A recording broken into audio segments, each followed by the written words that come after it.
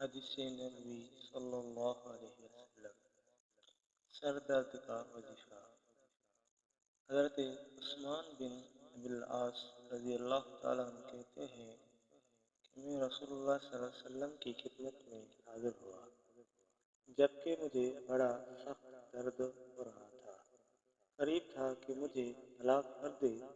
نبی صلی اللہ علیہ وسلم نے فرمایا، درد کی جگہ پر 7 بار اپنا دائیں ہاتھ پھیر مارے اوپر کہو، اعوذ بعزت اللہ و قدرتہ من شر ما اجد۔ میں اللہ کی عزت اور قدرت کی پناہ چاہتا ہوں اس تکلیف سے جس میں مبتلا ہوں۔ چنانچہ میں نے ایسے ہی کیا تو اللہ نے میری تکلیف درد پر دور کر دی۔ تب سے میں اپنے گھر والوں اور